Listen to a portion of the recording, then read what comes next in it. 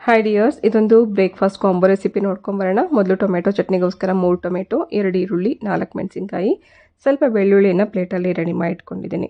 ಒಗ್ಗರಣೆಗೋಸ್ಕರ ಸ್ವಲ್ಪ ಎಣ್ಣೆ, ಸಾಸಿವೆ, ಕಡಲೆಬೇಳೆ, ಉದ್ದಿನಬೇಳೆ, ಬ್ಯಾಡಗಿ ಮೆಣಸಿನ್ಕಾಯಿ ಹುರ್ಕೊಂಡ ನಂತರ ಪ್ಲೇಟಲ್ಲಿರೋ ಅಷ್ಟನ್ನು ಹಾಕಿ ಸ್ವಲ್ಪ ಹೊತ್ತು ಹುರ್ಕೋಬೇಕು. ಇದು ಮೆತ್ತಗಾದ ನಂತರ ಪಕ್ಕಕ್ಕೆ ಇಟ್ಕೊಂಡು ತಣ್ಣಗಾದ್ಮೇಲೆ ಚಟ್ನಿ ರುಬ್ಕೋಬೇಕು.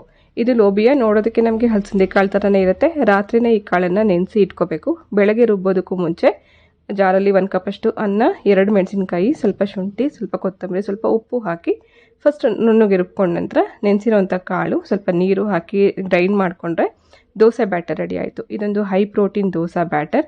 ಹಾಗೆ ಟೊಮೆಟೊ ಚಟ್ನಿ ರುಬ್ಬುವಾಗ ಸ್ವಲ್ಪ ರುಚಿಗೆ ಉಪ್ಪು ಹಾಕಿ ರುಬ್ಕೊಂಡ್ರೆ ಚಟ್ನಿ ರೆಡಿ ಆಯಿತು. ಈ ದೋಸೆಗೆ ಟೊಮೆಟೊ ಚಟ್ನಿ ಬೆಸ್ಟ್ ಕಾಂಬಿನೇಷನ್. ಕಾವಲಿ ಬಿಸಿ ಮಾಡಿಕೊಂಡು ದೋಸೆ ಹಾಕಿ 2 ಕಡೆಗೂ ಕೆಂಪಾಗೋವರೆಗೂ ಬೇಯಿಸಿ ತಗೊಂಡ್ರೆ ಆಯಿತು. ಮಧ್ಯಕ್ಕೆ ನೀವು ಬೇಕಂದ್ರೆ ಚಟ್ನಿ ಸ್ಟಫ್ ಮಾಡಿಕೊಂಡ್ರೆ ರುಚಿಯಾಗಿರುತ್ತೆ. ಇದು ಡಯಾಬಿಟಿಸ್ ಇರೋರಿಗೂ ಕೂಡ ತುಂಬಾ ಒಳ್ಳೆಯದು. ರೆಸಿಪಿ ಟ್ರೈ ಮಾಡಿ. Thank you for